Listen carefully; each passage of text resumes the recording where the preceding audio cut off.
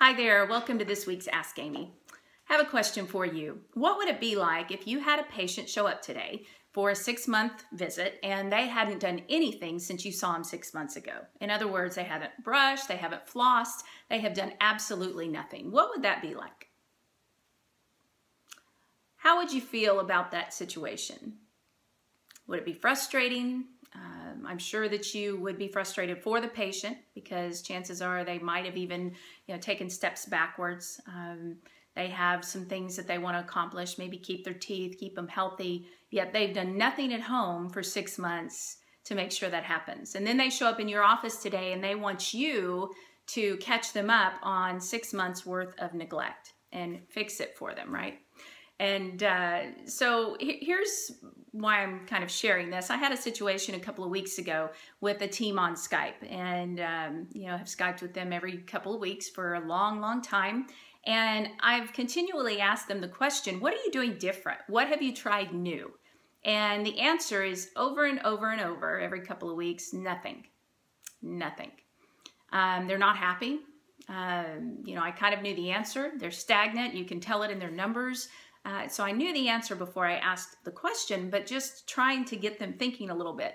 My heart aches for them because I can see the big picture. I can see how they can be successful if they would just do a few little things, yet they're just stagnant. They're stuck in the mud.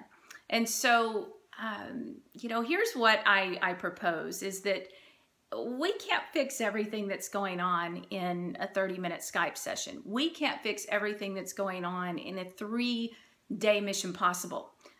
There are things you have to do in between to make sure that you get to where you want to go. Here's the first thing. I think every week, everybody should have something that they're working on, something different. Maybe it's fine-tuning or improving something you're already doing, making it better. Maybe it's implementing something that you haven't even changed or tried yet or changed in the practice. But every week you ought to have something you're working on and share that with your team members. That way you can support each other and hold each other accountable for change. Because if we keep it to ourselves, it's probably not as likely to happen. And so talk about it, share it. Second thing is every team member should walk away from the weekly vision session with one to-do. Okay, now you don't need a list of 10 things to do every week. That's overwhelming, it's counterproductive, it just doesn't work. But each one of you should walk away with one item that you're going to be focusing on for that week, a takeaway, if you will. I would also, third thing is keep a team notebook.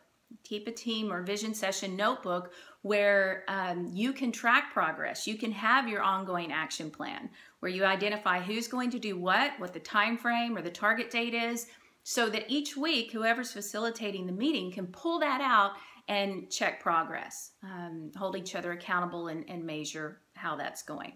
The last thing I wanted to share is in the upcoming Skype sessions, I will be asking you, what are you doing differently? What's changed? What have you tried or implemented that is different than maybe you've been doing before? And so that's a heads up, just fair warning, that that's a question that I'll be asking in every Skype over the next few weeks as I get to see you. Because here's the bottom line, if you're doing things the same way you were 6 months ago, you're in a bad place. Even if over the last 6 months you've averaged a $1,200 bonus every cycle, but you haven't changed or improved anything, you're still in a bad place. So are you too content, or are you stagnant because you feel like something that you do may not make a difference? Whatever your situation is, I will tell you, if you will focus on what you see in the mirror and make the decision, make the conscious decision to improve, to change, to do something different, I can promise you you'll be better for it. Maybe it's read a sales book or a communication book. Maybe it's practice role playing with somebody. Pull them aside and say, hey, will you role play with me? Maybe it's beginning to ask for more prepayment. Maybe it's finally getting the schedule set right according to the patient reservation template. Whatever that happens to be, what are you going to do that's better, that's different, that can be an improvement in how you fulfill your role in the practice? So I will look forward to talking with you over the next few weeks and hearing what's different. We'll see you next time.